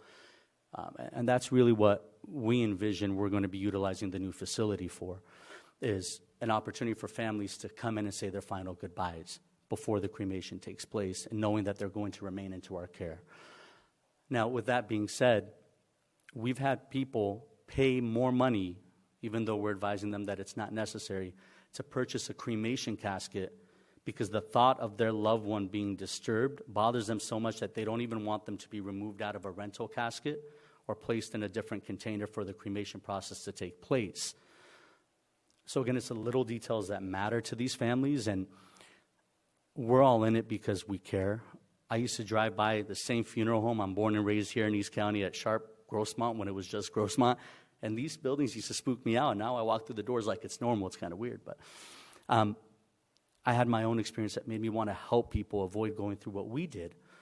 Now, if we can provide a family that closure and allow them an opportunity to say their final goodbyes in a setting where there's 5 or 10 chairs with their immediate loved ones so that they can say goodbye and not have to leave and then witness their loved one being placed into the chamber, I think that's where we find closure, just like you would when you bury someone and you witness that lowering of the casket.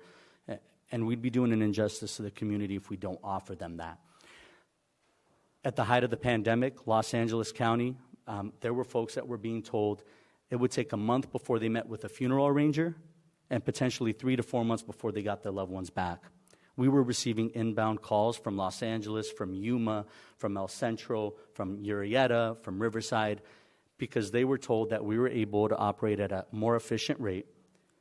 We were helping families outside of our region. So when we talk about region and reach and bringing people into El Cajon, that's what we do. I mean, Ms. Soto's from Chula Vista. But our reach is much further than that. And where do they stay? At those hotels. Where do they spend their money? At Urbane to have lunch. So we were able to turn around cremations from the point we contacted somebody back into their care within 2 weeks at the height of the pandemic. We have the capacity to bring someone into our care today, have a burial or cremation permit tomorrow, so that we can have their loved ones back within a few days. And I don't believe anyone else can do it as good as we do. And that's why I believe Robert's as successful as he is. He truly cares, and he finds a way to make families feel at peace, and that's really what it's all about. And so I leave you with this video, and I apologize. I think I went a couple minutes over. The video's about 2 minutes long. But I think it'll really provide you a little bit more insight of what the inside of the building might look like, because some other folks over at Oki have the same concept, and it's something that we want to provide not only to our East County residents, but all of San Diego County and anyone else that wants to truly send their loved one off in a proper fashion and have that closure. So I leave you with the video, and I thank you for your time. Thank you. Since our inception in 1866, we've been innovators in the funeral profession. As a fifth-generation Okie, we've always had an eye on how we can best serve Roanoke Valley families. When we noted a rise in families selecting cremation, we opened a crematory at our North Chapel in 1997. Now, families are choosing cremation for a number of reasons, and due to this demand, we decided to open a second crematory. This is not just another crematory, though. Introducing Okie's Cremation Tribute Center. We have gone as far as we can go, are words that we've heard countless times at gravesides over the years. The Cremation Tribute Center gives families who choose cremation a chance to accompany their loved one as far as possible. Think of it as traveling alongside someone special through the end of their journey.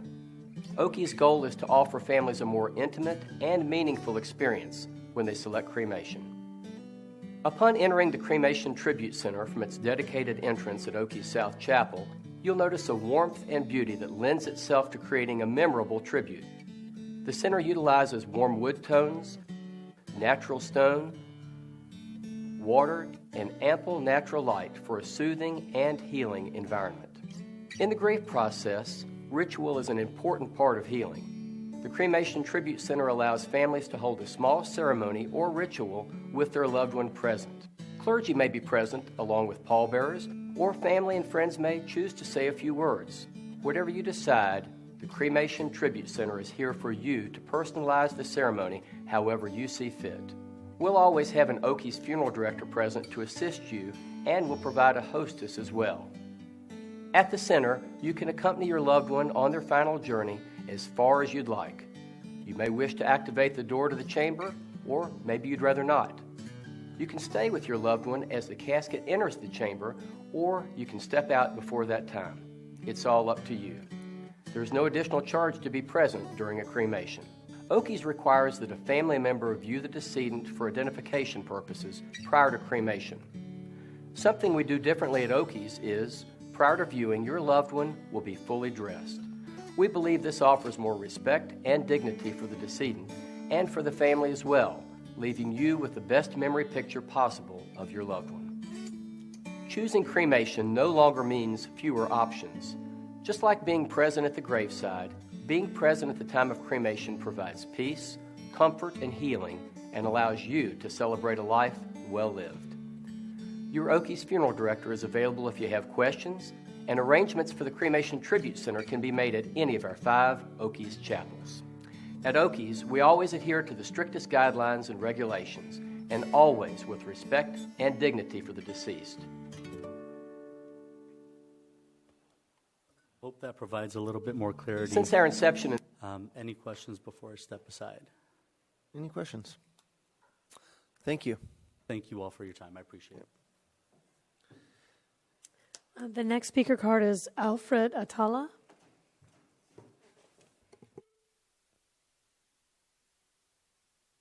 Good evening, Commissioners. My name is Alfred Atala, last name spelled A-T-A-L-L-A-H. I'm here in opposition to the city's staff's recommendation to deny the CUP I've been a citizen of El Cajon since I was born. I'm 45. I was born, raised here, very proud of the city. Have a lot of friends and family, do business in the city. I'm an attorney. I also have family that owns businesses in El Cajon.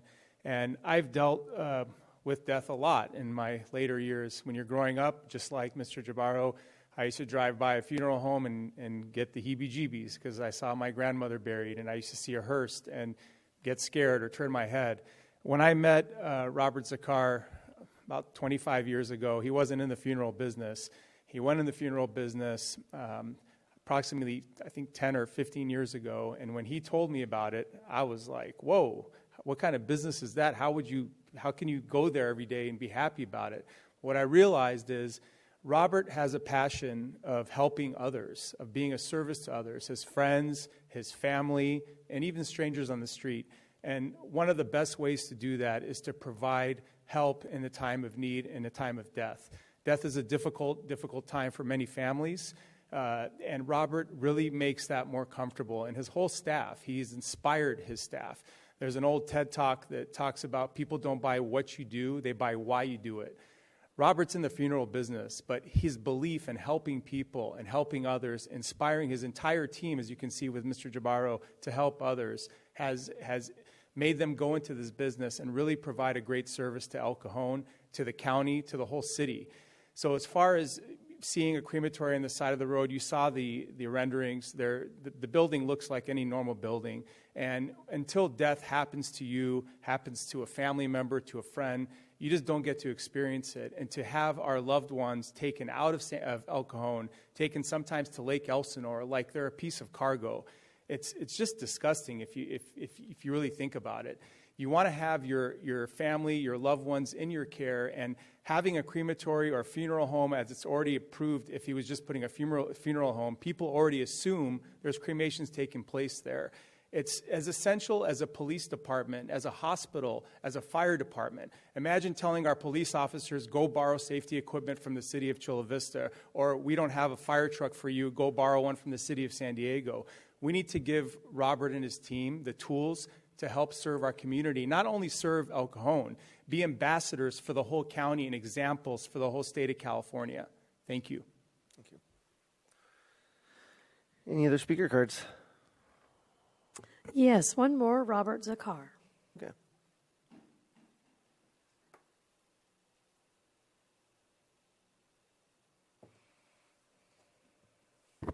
Commissioners, thank you so much for your time. I know we're taking longer than everything else on the agenda tonight, so thank you.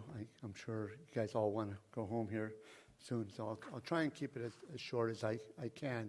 But I do want you guys to understand why we're here. Some of you may already know me. As you know, I was here. Staff mentioned the history behind this project and projects before this project.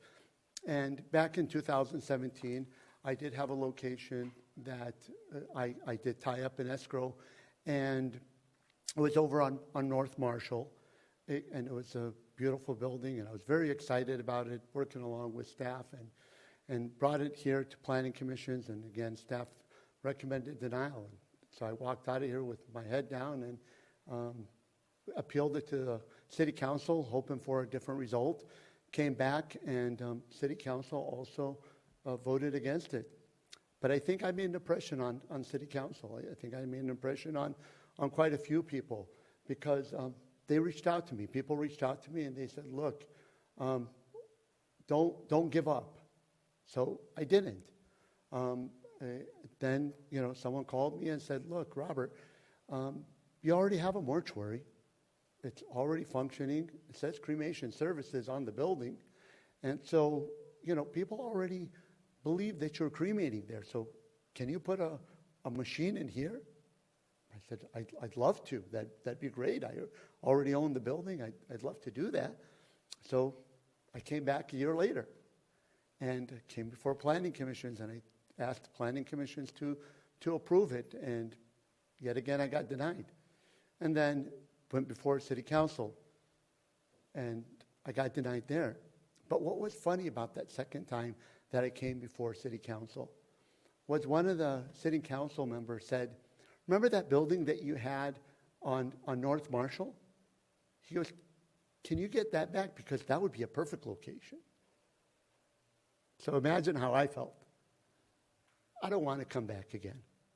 This really is the perfect location.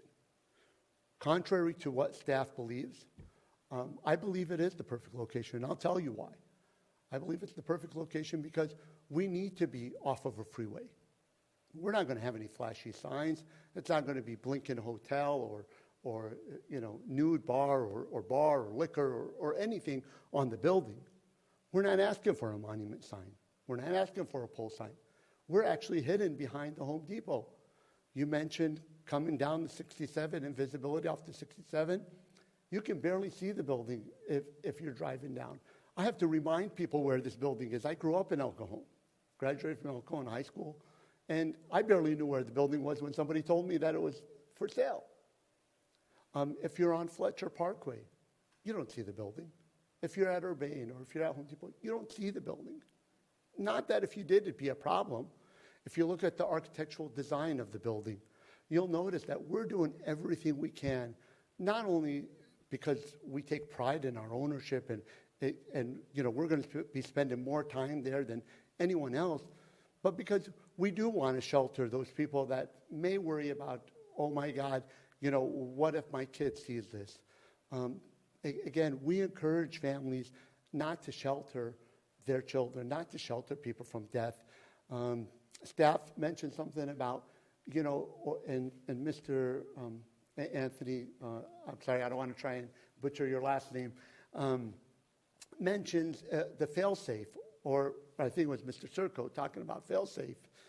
And where was I going with the fail-safe? These machines are reliable. They're designed to be reliable. We're not cutting any corners here.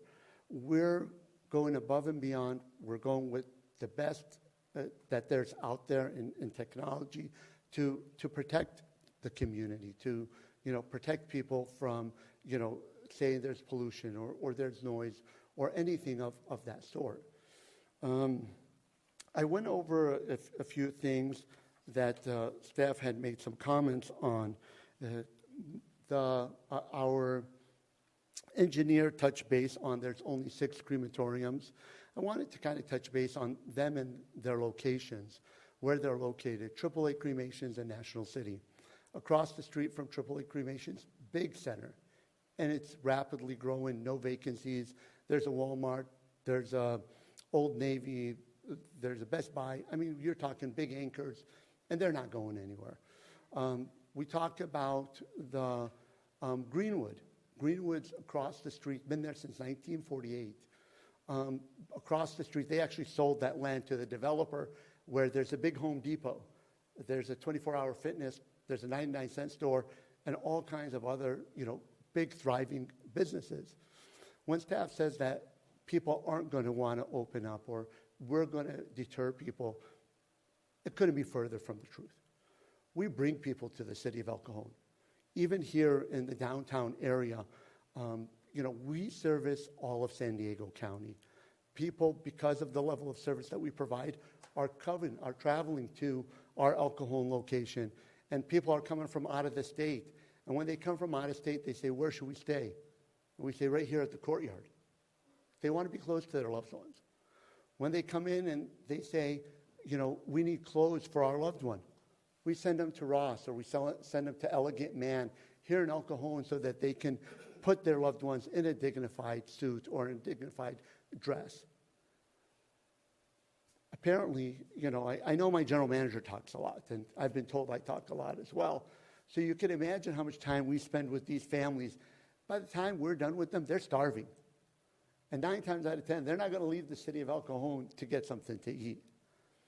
The services that we're hoping to have are small services. We want to give people closure. The crematories are the new cemeteries. They are. I mean, no one touched on the numbers, but the numbers are outrageous. They're astronomical. In the state of California, there's probably about 300,000 deaths within the state. Within San Diego County, We have 30,000 deaths a month. Sorry, not a month, I apologize. A year. 30,000 deaths a year just within the county of San Diego. San Diego has the second largest population in California with 3.5 million people, but only 6 crematories serving these people.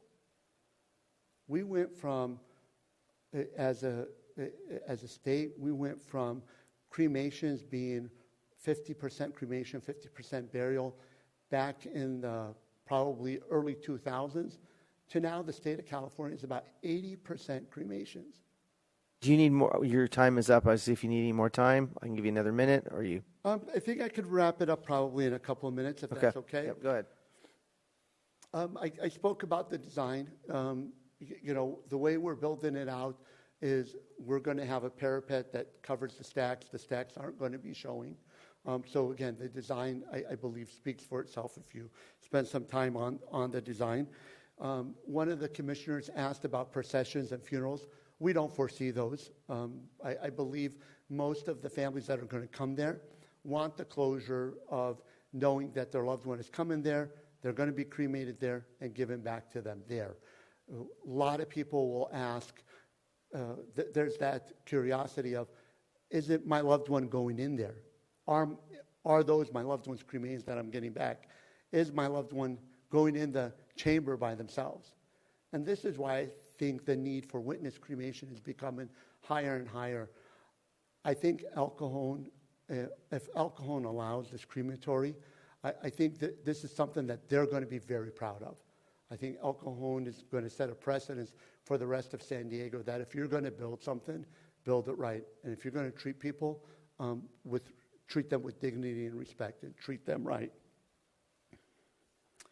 As Jonathan mentioned earlier, we deal with a lot of hospitals. We deal with a lot of nursing homes because they have an overflow issue. At nursing homes, what happens is someone passes away and they don't have a designated mortuary. They can only tie up that bed for a couple of hours at most, 4 hours at most. So they rely on us. We'll go, we'll pick up the decedent, we'll bring them into our care. Same thing with the hospitals. When there's overflow, we're picking up those decedents and we're bringing them into our care. And 9 times out of 10, they're staying with us. And they're staying with us not just because we treat them right, because again, they don't want their loved one moved around.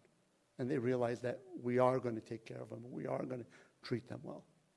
So I ask you guys today, you know, if you're wondering about compatibility, there is no better location for this in the city of El Cajon than this location that we're proposing today. So I ask that you guys please approve this location and deny the request of the staff to deny this project. Thank you. Any questions? I do. Yeah. I noticed on your webpage, yes, sir, that many of your staff members have life insurance licenses. Is that a requirement in the crematory, or do you sell life insurance on the premises? So it's not a requirement. What that is we sell what we call prearrangements, and they do that at cemeteries as well. So what people can do is come in, prearrange, make all their arrangements as if they were making it for someone who passed away. We put those on file, and there's 2 ways that we could hold the money. We could either hold it in a trust, which takes a lot of paperwork and a lot of work on our end, and we're responsible for it, or we could write up an insurance policy. So that's why the staff is insured. What we do is we write it up as an insurance policy, which guarantees the families that at the time of passing, everything that they chose is locked in at that price. They'll get everything that they wanted, whether it's 20 years later or 5 years later, and the money will be available to them. So we work with an A+ rated insurance company that holds the money for them. Okay, so you use the life insurance to fund the contract. It's not life insurance. It's a pre-need insurance. It's a separate insurance strictly for the funeral industry. And what they do is the insurance company holds those funds that the family puts into the insurance policy for the time of death. Okay, I understand. A question for you. I don't remember 2017 when you made an application for North Marshall which is an industrial area. Do you remember why you were denied at that time, the reason behind it? Yes. What was the reason behind it? Everyone was scared. So this was, again, the unknown. It was the first time that I was able, and the manufacturer was able, to educate the city council and the commissioners on what cremation is about and how the equipment works. So that's why I was denied. We talked today, my wife and I, when I first got into the industry, my wife was scared that we wouldn't have any friends. I walk into a room and I'm the most popular guy in the room. And it's because today there's 100 funeral homes serving 3.5 million people in the county of San Diego. So even if those funeral homes have 10 employees each, that's 1,000 people and 3.5 million population that you can ask questions to. And so again, when it's the unknown, people are curious. People aren't scared to talk to me, or people aren't scared to be around me. People aren't scared to come in the funeral home. I invite the hospitals, I invite the nursing homes, I invite the trauma intervention people to the funeral homes, and they can't wait to get in there. And I give them a full tour of our refrigeration unit, of our prep room, how things are handled. Anyone who wants to know, I'm happy to educate. And once they realize what we do and how we do it, it just gives them that peace of mind. Thank you. Yes. Just a quick question / comment. I appreciate all the information because it was very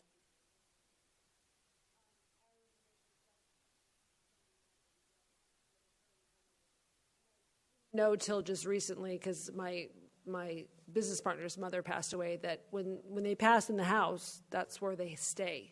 So she was shocked, and she didn't plan to know that you have to arrange someone to pick up the body. So I can appreciate what you do, because I think a lot of people aren't prepared. You now have someone that you love dead in your hallway, and who's going to take the body away and treat it properly? And a quick question regarding, because I know you have that sign. I appreciate the rendering of the signs, because it's nice to know you don't know that it's a mortuary.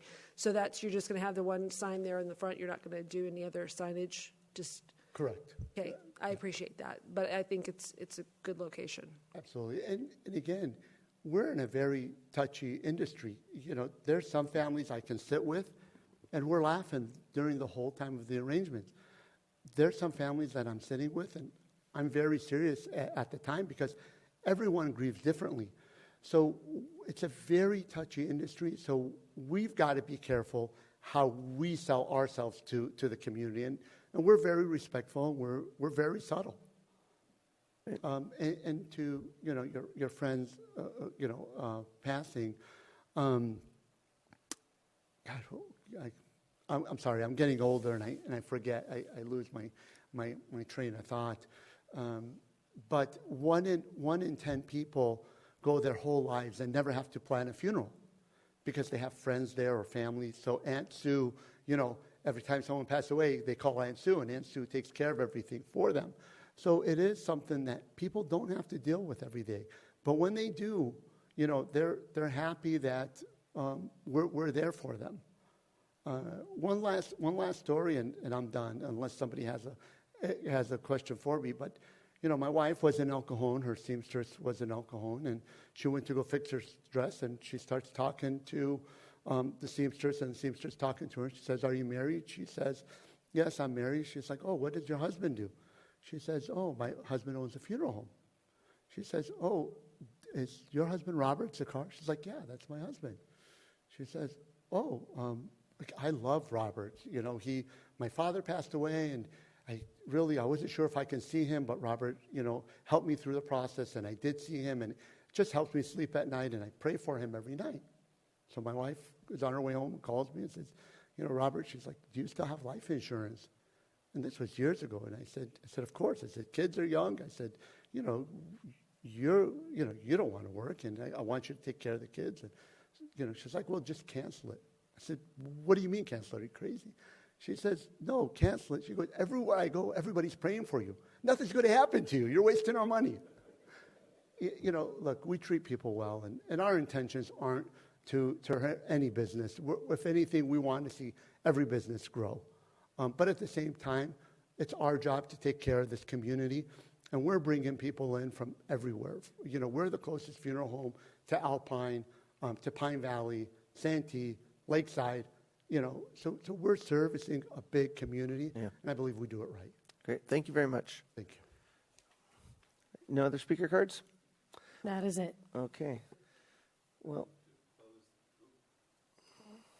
There we go. I move to close the public hearing. all right. I'll second that. Motion made by Commissioner Circo, seconded by Commissioner Moroz. Please vote. Well, fellow commissioners. I'm sorry, Not- can not I? work? Not work? I apologize. That was my mistake. Can I have you vote again? Sure.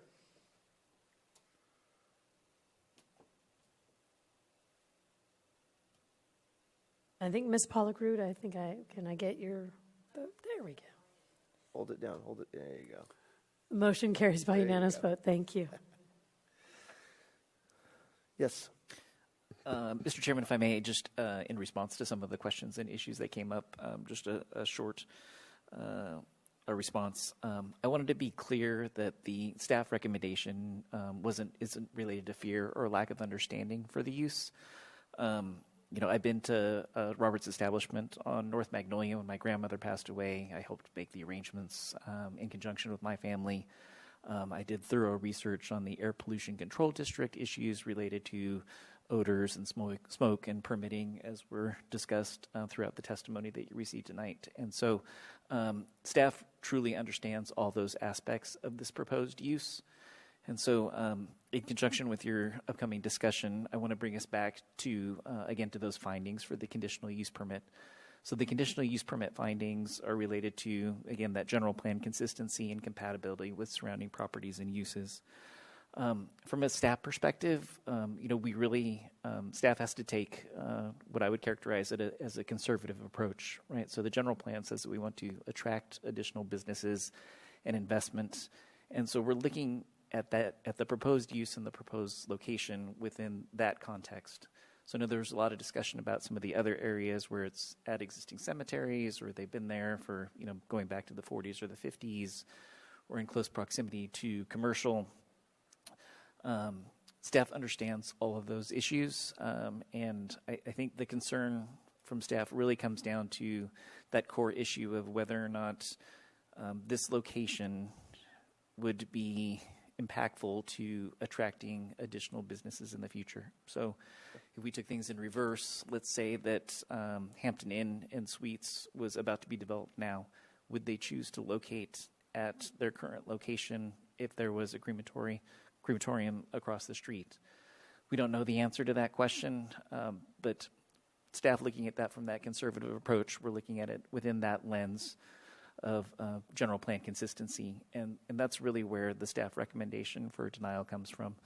Obviously, we understand the need for this type of facility and to locate something in East County. We've talked with Robert, you know, over the last 9 months as we revised his plans in order to achieve compliance with the zoning development standards and parking and other issues. We definitely encouraged him to find that location in the industrial zone in a less prominent location. Obviously, in the past, there's been denials for the previous location, and then also the location across the street. But I just wanted to characterize that the staff recommendation isn't for a lack of understanding of what the use means. It's really just going back to the general plan and what the stated goals are for the city council and the city overall in continuing to attract those new businesses, and how that could potentially impact that, and whether or not there's an issue with compatibility. So thank you. Thank you. Could you leave those up, those findings? You know, perception is very important. Whether it's true or not, it's a perception. And the perception that people have can influence the way a person acts. Give you an example. As a child in Europe, in Italy specifically, when somebody died, the person was laid in the living room, and the family came to say their goodbyes. So as a child, was it scary? Yeah, it was scary. But I got used to it. I realized what life what life was about and what death was about. So as you grow older, it's part of life. So you're not afraid of that. Where in the American culture, current culture, I would say, that we're insulated from that, that we don't want to see death because it's so scary to us, and we don't want to even look at it. It's not, so the perception is very important. And I asked some people that I knew how would they feel regarding having a crematorium at that particular location. And the first thing I said, oh, no way, I would never go to that place. I ate at Urbane, I would never go eat at Urbane, and so forth. So zoning-wise, I don't see any problem with it. Pollution-wise, I don't see any problem with it. I think it's a great business. It's a business that we all need, and El Cajon needs that business. But the way it's the perception is, like the staff has just stated, if a person grew up insulated, not seeing death personally, if they want to open up a business in that particular area, they may say, no, I'm not going to do that. It's close to a crematorium. I want to stay away from that as much as possible. So that when I say perception, whether it be true or not, is very an important factor in people's decision making. And I could see that the general plan is to grow business in that particular area. And if that's there, might not possibly grow. Like would the Hampton Inn develop that land that's there if that was the case? We don't know the answer to it, but knowing how people's hearts are and what they've been raised with and how they've grown up in America, probably not. What's interesting about that, I walked over to that corner today. That whole street is pretty blighted. It's an industrial business park. It's really the last piece of land to be developed over there. It's been vacant for 3.5 years, so if, Jack in the Box or some retailer was going to come in, they would have came in. It's the last piece. There's nothing more there's no one to chase away from that place. I went over to Urban, and I looked backwards, and I couldn't see it. And, I think that nobody is going to know it's there until they need it. It's one of those and the architecture is great. No one is looking to the right or the left, and, people get off the 67. And, if we go over to the, some of the storefronts around that are dilapidated and are vacant, and there's a lot going on, and he's trying to come in and create something beautiful there. I mean, there's no doubt about it. When I saw the renderings, because I was concerned about coming off the 67, when they showed me the renderings of what that building would look like off the 67, I was like, no one's going to know that place is there until they need to use it, and then they're going to be glad it's there. I mean, there's only two things. I mean, that is a kind of a lonely, I hate to say it, but it's once you get past Hampton, anybody walking their dog down that street? Whether you're by the old boatyard that's fallen apart or by the Sunbelt Reynolds or by the homeless problems we have over there, I think it's a great thing to have that land being used. And, I was concerned about signage. I was concerned about the look. Those really I don't really have any issues myself personally with that. He tried going in the industrial area for whatever reason. We voted him down there. He's got the place over there off Magnolia. It's right there. Isn't that the one across from Rubio's? Right? It's right across from Rubio's. Rubio's didn't run. They didn't know whether or not he did cremation, and neither did Motor World or anybody else when he was there. So I'm not concerned about that, mainly because it's the last piece of land over there. The redevelopment, Home Depot's not going anywhere, Hampton's not going anywhere. The tilt-up buildings across that are owned by the Dent family, they're not going anywhere. So there's really nothing left to develop over there. If that was an issue, if we were concerned about that, I see that being a non-issue because there's nothing left to develop. We're not tearing down the tilt-ups. We're not tearing down Home Depot. So I'm not too concerned about that. That's just kind of my opinion on that. I wonder if staff can enlighten us regarding what happened in 2017. Because North Marshall is an industrial area. Yeah. Do you know what happened in 2017?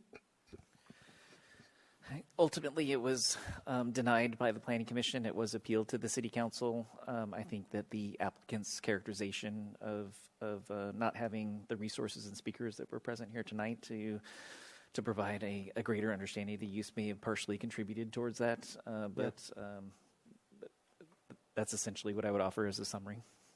Okay, because I don't remember. I do remember some of the conversations. It was, the other businesses are going to be affected, and the other commercial businesses aren't going to want it there, and there's going to be no parking, or people are going to take up parking. And he mentioned, I do remember he said, no, we do things on weekends and evenings, and I think it really came down to everyone was afraid that the other businesses were, because it was a different situation. Here he is on a private corner, really. He's insulated. He's got the back of the tilt-ups where the Dent property is, facing him, and then he's got the back of Home Depot. You really can't see much, and like you said, if I'm, up in Vista and I'm bringing my loved one down here, I'm probably staying at the Hampton Inn and eating an In-N-Out burger. But I do believe it was because of that. I do believe there was other commercial buildings that were going to be facing him or neighbors with him. I can't remember the whole facility. I do remember it was like a big warehouse, and it was going to be inside, and it was going to be a lot of space in that warehouse, if I remember correctly. So it was nothing compared to what he's proposed here. I mean, it was more like a warehouse setting, I think. That's kind of what I recall. What about you? Do you remember that? I do. I was the dissenting vote. And there was a lot of issue. That was the first time that the presenter brought forward the crematorium and what went on in there, and the lasers and the measuring and all that. And ultimately it came down to there was a school close by, and the kids walked past, and the other businesses. And again, just like this, we had findings for denial but not for approval. And so we went back and forth over what we could do and ended up with the 4-1 vote for denial. Okay. I do want to talk a little bit about the location and the presentation. El Cajon is an aging community. We have a bunch of young families like mine that are growing, but we have an aging community. We have a lot. I don't remember the last statistical data, but when we did the redistricting, I was looking at the age comparisons, and over 40% of our community is 60 plus. And there's another community that I visited fairly frequently. It's called Hemet. The main street is Florida, and there are banks, churches, and mortuaries all the way down Florida. They don't have any issues with business being next to a crematorium, although that was before I knew that crematoriums might not actually be a crematorium. Mm-hmm. I've always assumed, until Mr. Zakar enlightened me that first meeting, I always assumed he had a crematorium in the mortuary right here. Me too. This is something we need in our community. This is a beautiful corner. The whatever resource center that was there, I watched when they tore the playground down, went, what's going to go in there? I don't think that the signage is going to scare anybody away.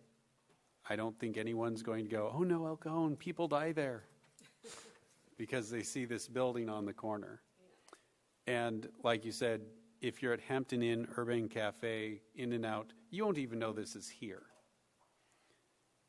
But for the people of El Cajon, when they get here, when they get to this point where they need somebody to take care of their loved one, to know that their loved one who passed away, their body is still here in El Cajon, not being shipped up to Vista, not going to Riverside and then coming back, but staying in our city, that will draw people to this community. That will draw people and business to our area because we have something special. So I'm in favor of this. Anyone else care to comment? Okay. So currently what we have is we have a move to adopt the next resolution denying it. However, Barbara, if this is something we want to have you guys go back and we would like to look at adopting a resolution approving it, basically for a couple reasons. If you could bring back up the findings, it would be good for public health, safety, and general welfare. It would be a convenience and a necessity, and I do believe it would be compatible with surrounding uses. Those would be enough findings for me. And so I would like to see staff, I'd like to make a motion to continue and to bring this back with a resolution approving it. Is that how we want to do that? Yes, that would be sufficient. And so I've noted, based on the discussion, that the commission talked about this being a regional serving asset and that the design would be compatible with surrounding properties and uses, which are the alternative findings as it relates to it. Staff's recommendation would be to continue it to the next scheduled planning commission meeting on February 7th, and then staff will return with a resolution, a draft resolution for the planning commission to consider that also includes operational conditions of approval. Okay, great. All right, so I'd like to go ahead and make a motion to continue. I will second that. All right, motion made by Commissioner Moreau, seconded by Commissioner Circo. Please vote. Okay. And motion carries. Motion carries. Okay, great. All right, so we will see you in probably the next meeting. All right, thank you. I'd like to go ahead and recess for a quick 5 minutes before we get to the final agenda item, if you don't mind. Okay, thank you.